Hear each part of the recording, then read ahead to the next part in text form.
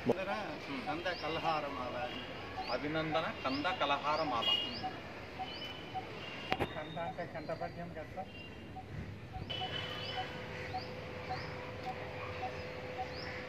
కొంచెం వెనక్కి వదమా, నీడ కొంచెం నిలబడుతుంది సార్. ఏం బాగున్నది.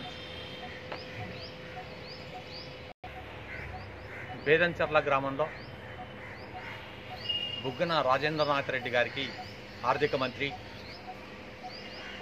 కవి, కంద కవి, syndicate bank chief manager, retired కంద కవి, పద్యమాల రాసించిన రాధశ్రీ గారు అభినందనమాల కంద కలహారమాల రాజేంద్రనాథ్ రెడ్డి మంత్రి గారికి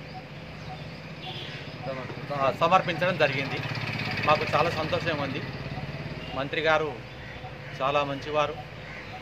ఈ కర్నూలు జిల్లాలోనే మంచి పేరు తెచ్చుకొని, రాజేంద్రనాథ్ రెడ్డి అంటే ఒక ప్రత్యేకమైన పేరుంది.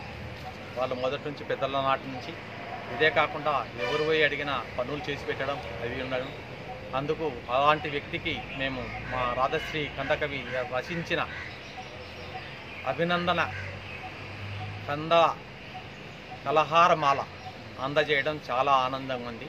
మినిస్టర్ గారికి ప్రత్యేక నమస్కారాలు తెలియజేస్తూ, మునుముందు కూడా ఇదే కాకుండా మినిస్టర్ గారు కార్యక్రమాలు అన్నీ బాగా చేయాలని చెప్పి ఆ దేవుని ప్రార్థిస్తూ సెలవు తీసుకుంటున్నాను.